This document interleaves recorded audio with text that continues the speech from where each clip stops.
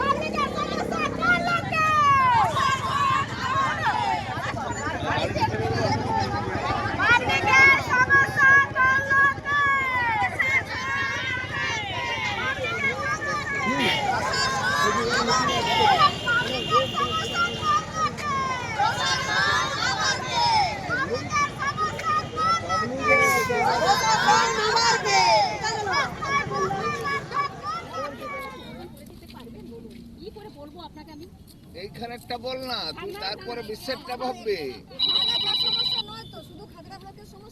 Charity organization begins at home. বাড়ির থেকে তুই বাবা মাকে খেতে দিস না, তুই সারা পৃথিবীকে খাওয়াচ্ছিস, এটা মানবো কি করে? যাই হোক, তোকে আমি বললাম, আমি যেটা বললাম তোদের, আমি একটা কথা বলছি, 1 মাস সময় দে, তোদের সাথে বসে একদম মানে উচ্চ নেতৃত্ব, প্রশাসনিক হোক আর রাজনৈতিক হোক, বসে ফয়সলা করে দিব। আর যদি আমার কথার উপর বিশ্বাস না করিস, এই বন্ধটা এখনই তুলে নে, না হলে যদি অ্যান্টি গভর্নমেন্ট। আমাদের কর্মবিরতি চলছে 23 তারিখ থেকে।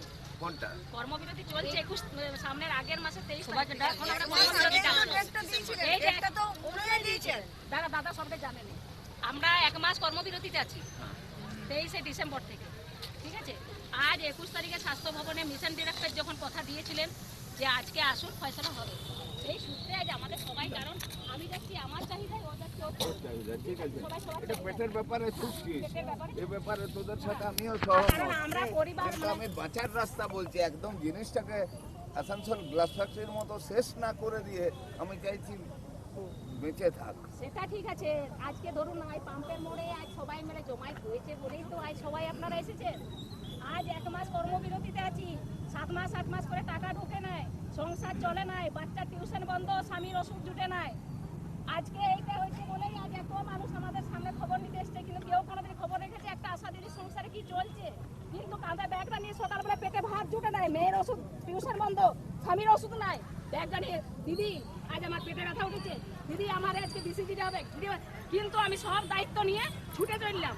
কিন্তু আমার সংসারে যে চলছে আমি কাউকে প্রকাশ করতে পারিনি।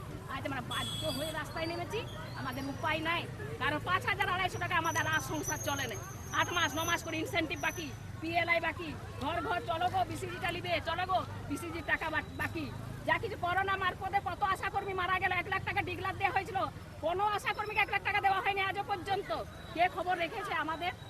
আজ আমার সঙ্গে ব্যক্তিগত কোনো কারো সমস্যা নয়, আপনার সাথে আমার কোনো ব্যক্তিগত নয়। আজ সমস্ত আশাকর্মীরা যা সিদ্ধান্ত নিবে আমিও তাই সিদ্ধান্ত নেব। কারণ আজ আমাদের স্বাস্থ্য ভবনে 21 তারিখে ডেকেছিলেন, আমাদের ওখানে ওনারা যেতে বলেছিলেন, কিন্তু আজকে আমাদের দাসের মোড়ে আমাদের গাড়ি আসার কথা ছিল, কিন্তু প্রশাসন গাড়ি আমাদের আটকে দিয়েছেন, যার জন্য আমরা আজ এখানে পদ অবরোধ করেছি। আমাদের গাড়ি যদি চলে আসে তাহলে আমরা এই অবরোধ তুলে নেব। আমরা বুঝতে পারছি না কেন আটকালো, কিন্তু আমাদের আজ স্বাস্থ্য ভবনে যাওয়ার কথা ছিল, ওনারা আটকে দিয়েছেন, কেন আটকিয়েছেন সেটা বুঝতে পারছি না, কিন্তু প্রশাসন আটকিয়েছেন। ওনারা বলছেন যে আমরা এখন আমাদের গাড়ি যাবে না। হ্যাঁ, আমাদের রিজার্ভ করা হয়েছে, আজ আসারও কথা ছিল, উনি বলেও ছিলেন আসবো, আজ সকালবেলা গাড়ির কোনো খবর নেই। আমার নাম তাপসী লাই। আমাদের আজ 21 তারিখে কলকাতা স্বাস্থ্য ভবনে আমাদের মিশন ডিরেক্টর ডেট দিয়েছিলেন যে 21 তারিখে আমাদের প্রতিনিধিদের সাথে বসবেন। আমাদের 7 তারিখে হয়েছিল। আমাদের বেশ কিছু দাবি দাবা, কিন্তু দু একটা হয়তো মানে মেনেছেন, কিন্তু আমাদের আসল যেটা আমাদের ভাতা বৃদ্ধি সেটা নিয়ে কোনো কর্ণপাত করেননি। আমাদের অনেক কিছুই সমস্যা, যা সমাধান কিছু হয়নি, শুধু মুখেই বলেন হবে হবে, কিন্তু আজও কিছু হয়নি। আমাদের ভাতা বৃদ্ধি না হওয়ার কারণে আমাদের প্রতিনিধিরা বলেছিলেন যে না, ভাতা বৃদ্ধি আমাদের মেন, ভাতা বৃদ্ধি না হলে আমরা কর্মবিরতিতে থাকবো। সেই সূত্রে আমাদের মিশন ডিরেক্টর বলেছিলেন 21 তারিখে উনি বসবেন। তাই আমরা আজকে সমস্ত পশ্চিমবাংলার আশাকর্মীরা আজ স্বাস্থ্য ভবনে যাচ্ছিলাম। কারণ হচ্ছে আমি একজন আশাকর্মী, সেটা আমার ব্যক্তিগত, আমি তো একজন আশাকর্মী। তাই পশ্চিমবাংলায় প্রায় ওই 80-র কাছাকাছি আশাকর্মী আছে। আজকে হয়তো সবাই যাবার সিদ্ধান্ত নিয়েছিল। সেই সূত্রে খাতড়া ব্লক থেকে আমি একটি বাস রিজার্ভ করেছিলাম। সেই বাসটি হঠাৎ করে খবর হয় যে প্রশাসন থেকে সেই বাসটা বন্ধ করে দেওয়া হয়েছে। আমরা সেটা বুঝতে পারিনি। আমাদের কর্মীরা সবাই 6টার সময় গাড়ি ছাড়ার কথা, আমরা এসে উপস্থিত হই। এসে দেখি গাড়ি, আমাদের তো খবর হয়ে গেছে গাড়ি আমাদের আসছে না। তখন থেকে আমরা কি করব, আমরা এখন নিরুপায়, অসহায়। আমাদের তো আইকে 6 মাস 7 মাস ধরে মানে ইনসেন্টিভ বন্ধ, PLI বন্ধ, সমস্ত কিছু কাজের টাকা আমাদের বন্ধ। আমাদের আয় সংসার চলছে না, আমরা খুব অসহায় পড়েছি। তাই আজ আমরা এখানে অবরোধ করেছিলাম প্রশাসনের কাছে একটাই বার্তা পৌঁছাতে, যে আমাদের কোনো পাবলিকের সমস্যা করা আমাদের কাজ নয়। আমরা শুধুমাত্র চেয়েছি আমরা যে বাসটা বুকিং করেছিলাম সেই বাসটা যদি এনে দেওয়া হয়, আমরা সেই বাসে করে চলে যাব কলকাতা। আমরা কারো কোনো সমস্যা হতে দেবো না।